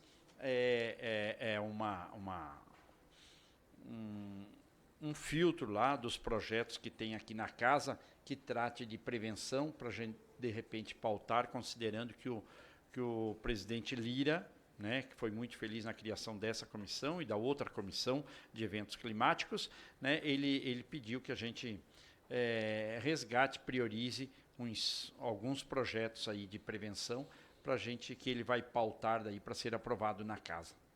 Então, ótimo.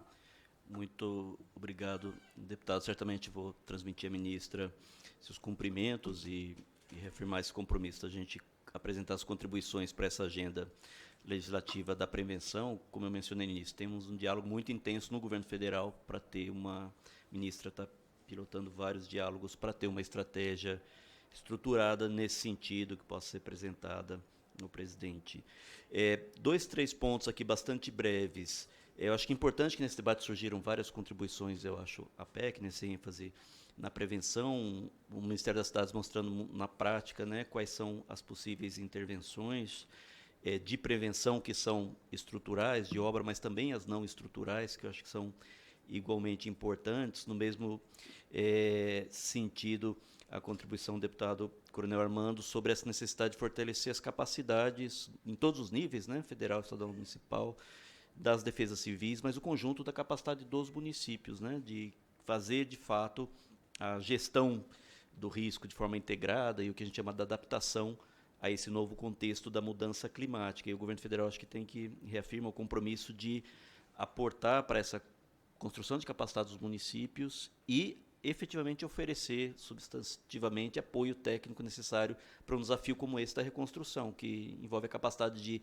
elaborar projetos e com esse olhar, né, que a gente fala, um desafio da reconstrução é uma reconstrução resiliente nesse novo contexto, ou seja, que olhe para um contexto em que o risco não é mais o risco do passado e que reconstruir o que já existia muito provavelmente não vai ser suficiente nem eficiente do ponto de vista, né, dos recursos públicos que a gente dispõe para isso. Um ponto só que eu acho que é importante, deputado Jorge Guetem, quando fala mudança do clima, sim, a gente combate e tem combatido mudança do clima no eixo de reduzir as emissões, que é o que de gases de efeito estufa, de carbono, que é o que causa o problema, né? Quer dizer, o esforço global, coordenada, que todo mundo, o mundo todo, tem que fazer esse esforço, tem que continuar fazendo isso, e o Brasil tem liderado, sim, de 2004 a 2014, que houve de redução do desmatamento, mas não só isso, né? Nosso avanço em renováveis, em biocombustíveis, como a energia eólica se consolidou como a fonte energética mais barata. Hoje, quer dizer, esse conjunto colocou o Brasil numa posição do país que mais reduziu emissões de gás de efeito estufa no mundo e que tem esse olhar do mundo para o Brasil, que é onde tem soluções, pode apoiar os outros países do ponto de vista de tecnologias, produtos energéticos, renováveis e etc. Enfim, ao reduzir emissões, a gente faz com que esse problema deixe de se agravar, né? Porque quanto mais, cada tonelada emitida hoje, ela vai para a atmosfera e vai ficar lá um bom tempo, captando, retendo calor e contribuindo para o problema. Então, o combate se faz através da redução das emissões de gás de efeito estufa, que a gente chama, né, mitigação, mas temos que aprender a conviver com esse novo contexto que veio para ficar durante muito tempo, né? Essa ação de reduzir as emissões contribui para que não se agrave ao longo do tempo, mas, uma vez, né, nesse patamar que a gente está, ele não se reduz rapidamente. É diferente nesse sentido de poluente local, né, o que sai lá os enxofres, material particulado, que é o poluente que causa, né, aquele problema da qualidade no ar, mas que no curto prazo eles saem da atmosfera, né, a chuva vai limpa, o gás de efeito estufa ele vai e fica na atmosfera por muito tempo, né? Então, eu acho que é importante pontuar que a gente sempre tem que manter esses dois eixos, né? A gente vai ter que se adaptar tem que ser capaz de prevenir, mas, por outro lado, a gente tem que continuar um esforço de fazer com que a gente deixe de agravar o problema ao emitir gases de efeito estufa. São dois braços da mesma agenda.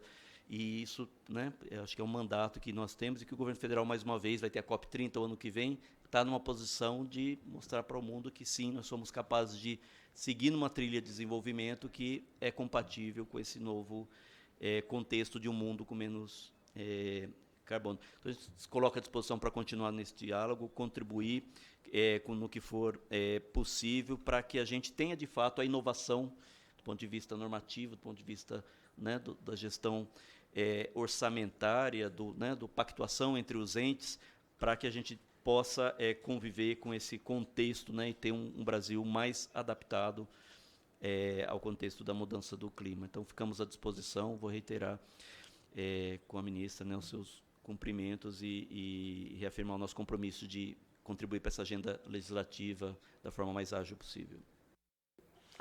Muito obrigado, Aloysio. Você tocou bem a questão da carbonização e a descarbonização da indústria. O nosso gabinete nós implantamos, e eu tenho pedido, mas eles têm esquecido, mas eu vou fazer mais um pedido para a Patrícia e para a Eduarda, sempre lembrar, elas sempre tão competentes, e elas esquecem algumas vezes, porque eu tenho uma lembrança, porque que eu carrego sempre, e eu tenho, Aloysio e Leandro, implantado no nosso gabinete carbono zero. O meu gabinete é o primeiro gabinete do Congresso que é carbono zero. Fiz a compensação através de plantio de árvores e através de compra de crédito de carbono, né, que eu acho que super importante, você colocou muito bem, andam paralelo, né, as duas coisas. Tá? Só justifico e reforço, nós estamos na semana da marcha dos prefeitos e todos os parlamentares, eu inclusive cheguei atrasado, os gabinetes estão cheios, né, de prefeitos e prefeitas que fazem as visitas para nós, então a gente está com uma agenda bem corrida aqui, mas é tudo gravado, né, e todos os parlamentares, já recebi o comunicado aqui de outros colegas parlamentares que depois querem muito assistir a palestra dos senhores. Então eu passo para o Leandro Couto, da Secretaria de Relações Governamentais, para as suas considerações finais. Obrigado, presidente. Alô, oi. Obrigado, presidente Jorge. Eu queria começar parabenizando não só o trabalho da comissão, da condução, deputado, mas esse seu recado que você deixa estampado aí, e eu acho que foi emanado também pelo deputado Coronel Armando, que diz que desastres e enchentes não têm ideologia ou não têm partido, né? E eu acho que, como representante da Secretaria de Relações Institucionais, o que a gente precisa fortalecer em primeiro aspecto é o diálogo, é a parceria de todos os envolvidos em ocasiões tristes como essa, né? O deputado Marcelo, querida cidade de Santa Cruz do Sul, o deputado Marcelo Moraes, reforçou a importância do voluntariado. Eu acho que o voluntariado precisa ser enaltecido mesmo, precisa ser fortalecido. Eu acho que o trabalho que o voluntariado tem exercido no Rio Grande do Sul é inestimável, é de um valor inestimável. Mas a gente precisa também da parceria não só do voluntariado, que é muito bem vista, mas também do Estado. O Estado não pode se ausentar dessa discussão, e o Estado não é só o Poder Executivo, é também o Poder Legislativo, não é só o Poder Executivo Federal, é o Poder Executivo Estadual, é o Poder Executivo Municipal, e a fala do Coronel Armando traz muito esse lugar, a importância, né, dos entes subnacionais, dos municípios e do governo do Estado para o combate ou para o enfrentamento dessa agenda, e eu acho que esse é um ponto que a gente precisa ter clareza, certo? Eu estava vendo, Coronel, outro dia na internet, quanto que o governo do Estado do Rio Grande do Sul conseguiu arrecadar pelas doações de PIX. Reforço, o trabalho do voluntariado é inestimável. Eu acho que o valor daquelas pessoas que estão lá sofrendo, tentando tirar as pessoas daquela situação, é inestimável. Mas o valor arrecadado que estava na notícia aí no G1, alguma coisa assim, era 100 milhões de reais. Que é um valor importante. E eu acho que todo o valor somado ajuda nesse momento. A gente conseguiu repito o que eu estava dizendo no início, já pagar de emendas parlamentares, portanto, recursos dos parlamentares de emendas impositivas, 730 milhões. Vamos chegar no início de junho com 1,2 bilhão pagos de forma imediata para o Rio Grande do Sul. Isso é Estado. É Estado, não é só Poder Executivo. O Poder Executivo trabalhou para acelerar, mas é um recurso destinado, e quero de novo reconhecer a importância e a legitimidade das emendas parlamentares, que é o caso dessa discussão aqui, para ocasiões como essa. Pode não parecer muito, mas cada deputado, cada membro do Poder Executivo ou do Estado brasileiro fazendo a sua parte, eu acho que a gente ganha potência, e quem ganha ao final é a sociedade brasileira, sem, de fato, de novo, menosprezar qualquer, ao contrário, valorizando muito o trabalho do voluntariado, que tem se mostrado muito importante para o enfrentamento da crise do Rio Grande do Sul. Mas quando o deputado traz que é a necessidade antevista, inclusive para a agenda de reconstrução, que o senhor coloca, gira em torno, nas palavras de 100 bilhões de reais, a gente vai precisar do Estado. E recupero também as palavras do deputado Mineiro, que a gente vai precisar de um Estado, mas de um Estado que planeje.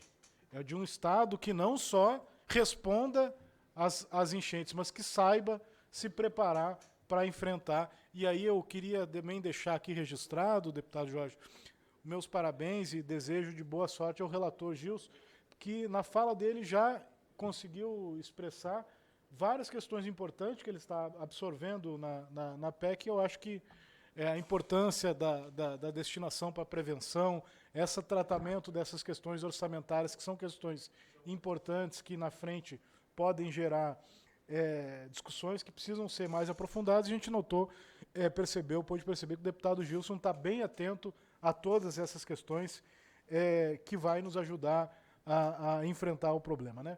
Só para retomar a questão inicial que eu trouxe, que eu acho que nem é central, mas eu acho que é uma coisa para a gente colocar em perspectiva, que na proposta original a gente está trabalhando com até 5% da destinação das emendas individuais, né? Hoje são 25 bilhões de reais de emendas individuais, né? 5% disso é 1,250, né? Mais ou menos, então 1,250 por ano, no máximo, para o Brasil todo. 1 bi 250, mas é o que a gente conseguiu mobilizar de forma praticamente imediata para o Rio Grande do Sul agora, em todas as outras emendas dos parlamentares para lá. Ou seja, é óbvio que isso não vai resolver, não vai ser a panaceia que vai resolver o problema, mas eu vejo como muito importante mais uma contribuição no sentido de se somar a outros mecanismos existentes para enfrentar situações como essas e para, principalmente, nos ajudar na prevenção, se essa agenda conseguir, e pelo que o deputado Gilson trouxe, ele está conseguindo fazer essas coisas casar, que eu acho que é o melhor caminho possível. Então, parabéns, deputado, estamos aqui também pela SRI à disposição para continuar contribuindo com esse debate. Muito obrigado, Leandro. Não sei se o nosso presidente, Léo Prates, se queres usar a palavra, não, mas só para registrar, o presidente Léo Prates, que é presidente da comissão, uma das comissões mais importantes no momento aqui na casa, a Comissão de Eventos Climáticos, Desastres e Eventos Climáticos. Está se discutindo uma pauta muito grande lá, entre as quais, que já foi comentado aqui, né, que é o FUNCAP, né, o Fundo Recursos para o Fundo, que trata muito, vai ajudar muito na prevenção, carreira da Defesa Civil. Não sei, Léo, queres contribuir aí? Não, queria só, presidente, saudando o presidente Jorge, que tem sido um dos grandes parceiros lá da comissão e tem se tornado um dos deputados mais preparados nessa questão do desastre, junto com o deputado Gilson Daniel. Olha, só para contribuir e chamando a atenção para o exemplo do Rio Grande do Sul, nós estamos aí, eu e o deputado Gilson, apresentando um projeto essa semana, que a gente já vem lutando desde o ano passado. O deputado Gilson é o grande defensor do Fundo Nacional de Desastres, e no ano passado houve um veto do presidente da República em relação à dedução do imposto de renda para pessoas físicas e jurídicas. Aí, presidente, eu faço um parêntese. Quando fui secretário de Saúde de Salvador na pandemia, nós fizemos a captação de diversos recursos privados, pessoas físicas e jurídicas, pelo Fundo Municipal, porque havia dedução no limite de até 6%. Isso foi proposto para o Fundo de Desastre, não foi possível no ano passado. E a justificativa foi, a grosso modo, não foram essas as palavras, a grosso modo, que poderia prejudicar a arrecadação, porque abriria-se uma torneira. E aí eu quero chamar a atenção dessa comissão, de Vossa Excelência e do governo federal. Não há nenhuma questão aqui de dar enfrentamento ao governo federal, mas apenas de contribuir, de somar esforços. Essa fala do Ministério da Fazenda se tornou inócua e se tornou desprovida de realidade. Porque, por exemplo, corretamente o governo do Rio Grande do Sul está captando recursos para os desastres via dedução de pessoas físicas e jurídicas pelo fundo estadual da criança e do adolescente, que tem dedução até o limite de 6%. O que é que isso quer dizer, presidente Jorge? Que eu estou captando o recurso, as pessoas estão dando para o desastre, mas esses recursos, por exemplo, que vão para o Fundo Municipal da Criança e do Adolescente do Rio Grande do Sul, são úteis, são de grande valia, mas só vai poder ser utilizado para crianças. Não pode ser utilizado, por exemplo, para uma obra emergencial que precisa se fazer, uma desobstrução de vias, uma coisa que nós temos discutido, o fortalecimento de uma defesa civil de um município. Então, por isso que nós entendemos, que esse argumento colocado no ano passado, ele não tem conotação de realidade, porque, veja, mais uma vez eu digo que as pessoas estão doando para fundos públicos que não tem uma correlação direta com o desastre, mas os recursos são úteis e quando o governador tem algum preparo, como o Eduardo Leite, ele coloca o recurso no Fundo Municipal da Criança e do Adolescente, libera a fonte de custeio próprio, né? Aquele recurso utilizado para a questão da criança e do adolescente, libera o recurso próprio para a questão dos desastres. O que é que eu estou querendo dizer com isso? Que o argumento utilizado pela Fazenda não é real e que nós devemos ter essa possibilidade de captação no Fundo Nacional de Desastres. Conversei isso com o presidente Arthur Lira hoje, ele também concordou. Irei conversar com pessoas do governo federal, por quê? Porque você colocando no fundo correto, ele pode ser utilizado para uma grande obra, ele pode ser utilizado para um hospital de campanha, ele pode ser utilizado para a iniciativa que for importante naquele momento no desastre. E não para aquele bloco específico, por exemplo, o bloco da criança e do adolescente, o bloco da saúde, que você possibilita o desconto no imposto de renda, sendo que, na minha visão, na hora que vem um desastre, como diz o deputado Gilson, na pronta resposta, você tem que ter o recurso e a ação e a liberdade para atuar naquela ação do desastre. Por isso que nós entendemos que a dedução do imposto de renda torna-se fundamental para o Fundo Nacional de Desastres, agradecendo a Vossa Excelência essa oportunidade de poder contribuir aqui nessa reunião. Muito obrigado, presidente Prats. Eu como cidadão, presidente Leal, eu tenho muita esperança no resultado dos trabalhos da comissão ao qual o senhor preside e o Gilson Daniel é relator, os outros parlamentares que contribuem lá também. Não tenho dúvida nenhuma que vai transformar, né, a política pública de desastres e eventos no nosso Brasil. Então, não tendo nada mais havendo a tratar, convoco reunião de audiência pública para o próximo dia 28 de maio, terça-feira, às 14 horas, no plenário 3 do Departamento de Comissões. Agradeço novamente a presença de todos e declaro encerrada a presente reunião. Obrigado, Sara, e todos os consultores aqui da casa que nos ajudam. Na verdade, é eles que fazem esse trabalho maravilhoso aqui. Obrigado, Sara, em nome de você, a todos os colaboradores aqui da casa.